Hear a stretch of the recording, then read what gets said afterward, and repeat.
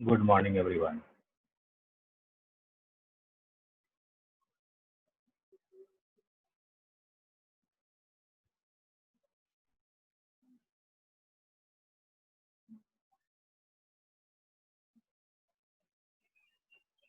Today, in this video, we are going to closing the chapter first of class 10, real number, and this is the third part. In first two video, we have complete most of the topics. Here one more topic, and that you can understand.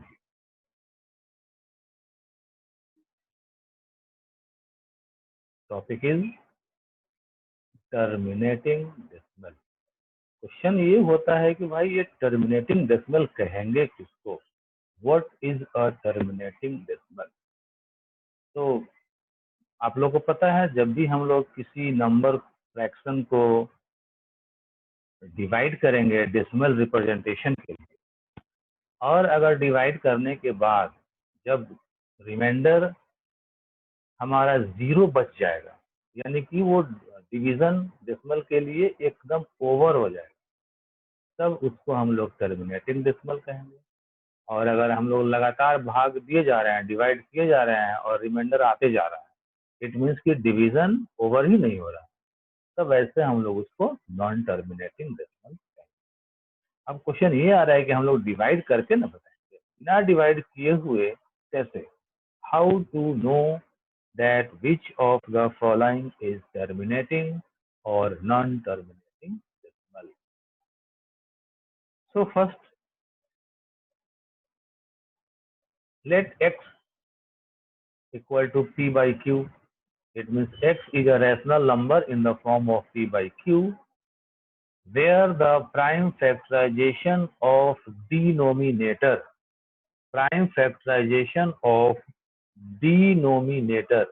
that means q is of the form 2 to the power m into 5 to the power n, where m and n are non-negative integers. Then the decimal expansion of x is terminating. इसका मतलब ये हो गया कि अगर कोई भी मुझे रैशनल नंबर दिया गया हो, उसमें डिनोमिनेटर का prime factorisation 2m into 5m power में अगर है, इसके अलावा कुछ भी मुझे पावर नहीं चाहिए। ये नहीं कि 2m 2 to the power m into 5 to the power n, इसके अलावा कोई और एक नंबर आ जाए, 3 आ जाए, 7 हो जाए, ऐसा कुछ नहीं चाहिए, मुझे बस यही एक फॉर्म चाहिए, तब ये टर्मिनेटिंग डेसिमल कहलाएगा। एग्जाम्पल सेट देख लेते हैं। Is 35/50 has a terminating decimal expansion. अब इसमें हम लोग क्या करने वाले हैं? कोई डिवाइड नहीं करने वाले हैं। We have to find the prime factorisation of 50। Here q denominator equal to 50 equal to 2 into 5 into 5, it means 2 to the power 1, 2 एक बार है, इंटू 5 स्क्वायर, 5 2 बार है। हियर अब देखने में लग रहा है 1 अगर m हो जाए और 2n हो जाए, तो ये 2 to the power m into 5 to the power n के फॉर्म में है। Here a prime factorization of denominator q is of the form 2 to the power m 5 to the power n, hence 35/50 has a terminating decimal expansion। यानी कि terminating decimal expansion होने के लिए जो भी हमें रैशनल नंबर दिए हुए हैं, उनका डिनोमिनेटर हमेशा 2 to the power m into 5 to the power n के रूप में होना चाहिए। नॉन टर्मिनेटिंग, जो डेसिमल एक्सपेंशन टर्मिनेटिंग नहीं है, वो non terminating. It means decimal expansion has only 2 types. It must be either terminating और नॉन टर्मिनेटिंग।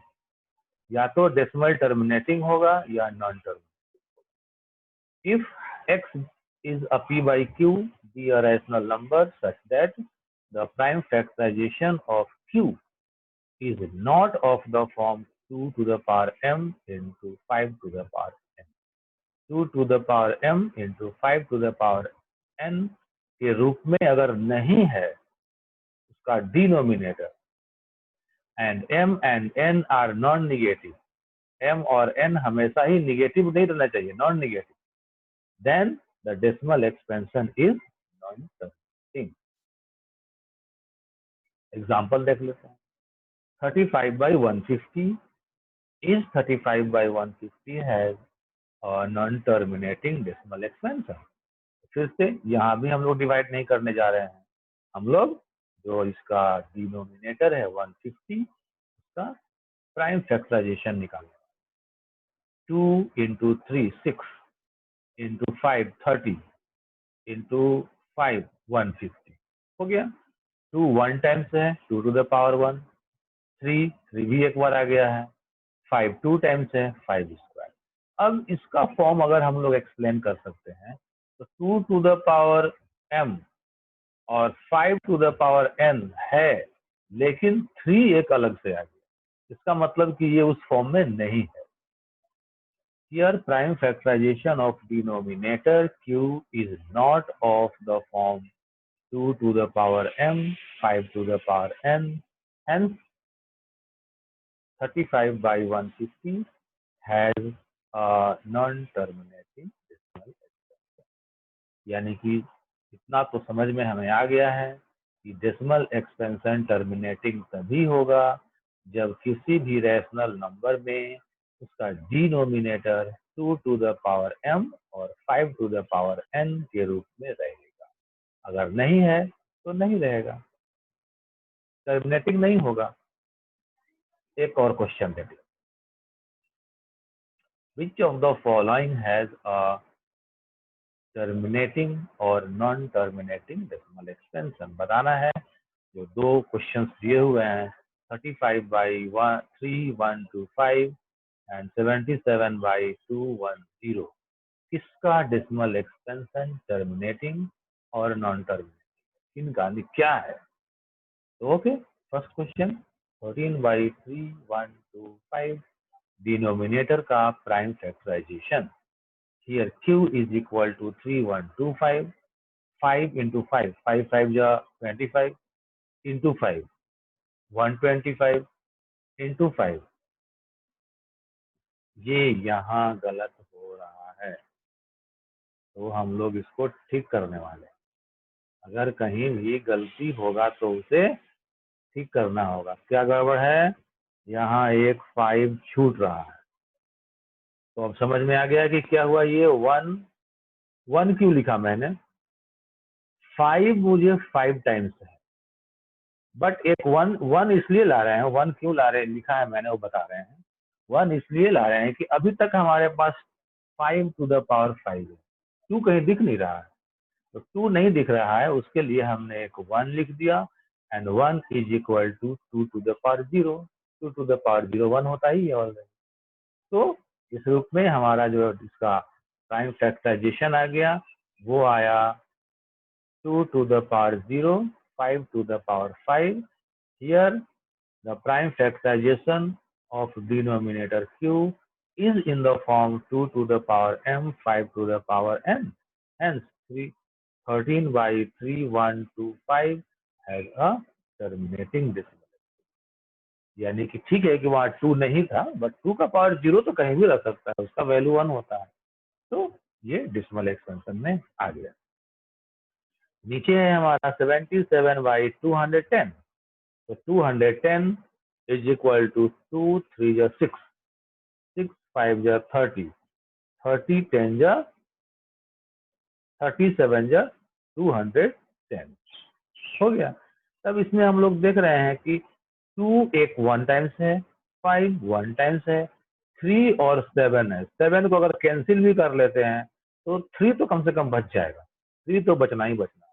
इसका मतलब है कि ये 2 to the power 5 और 2 to the power m और 5 to the power n के रूप में नहीं है। अगर नहीं है, here the prime factorization of denominator denominator q is not of the form 2 to the power m, 5 to the power n. Hence, 77 by 210 has a non-terminating decimal expression. ये non terminating.